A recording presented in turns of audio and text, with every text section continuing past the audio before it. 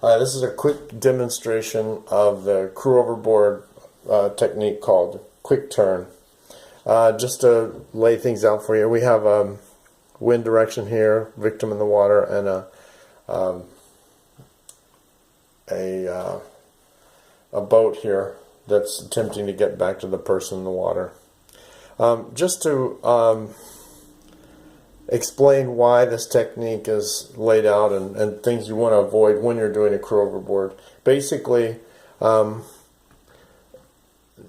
you see that the green boat is on a beam reach. The problem with trying to do the crew overboard from there is that you can only let the sails out so far, and the boat's never going to stop, basically.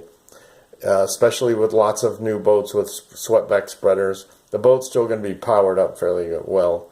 Even with straight spreaders, you can't quite let the main all the way out so that it doesn't have any power at all, and it's going to be pushed. You won't be able to stop the boat.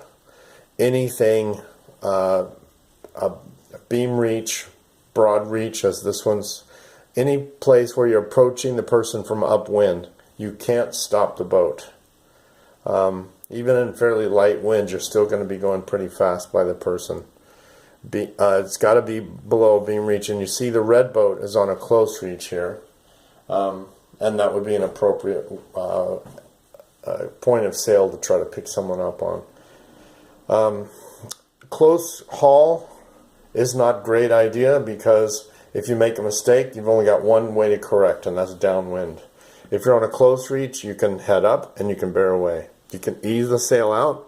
You can bring it back in to speed the boat back up again and keep the boat under power or under control the whole time until you're alongside them. So basically the technique looks like this. You're sailing along in a close reach, close haul, any of these above a beam reach, this basic technique works. And I'll show you the broad reach later. Person falls overboard. Helmsman or whoever's in the cockpit yells crew overboard, throws flotation.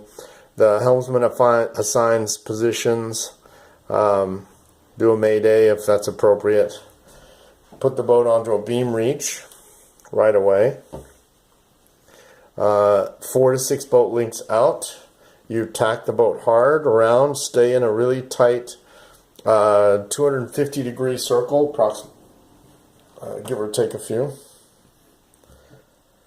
You stay on the broad reach, and deep broad reach. You can tell that because you see the jib just starting to collapse as you come around, the main blocking the jib, the wind from the jib, so it'll start to collapse. Don't go any further, you don't want a dead run. Deep broad reach. You go until you're almost abeam of the person, but not quite. When you see yourself approaching a beam to the person, not beam reach to the person, a beam of the person on a deep broad reach, you make a hard turn up onto a close reach. Put the person on the leeward side of your bow so that the whole time you're approaching them, they know where you are, you know where they are. They're not afraid, they're not worried about getting run over or anything.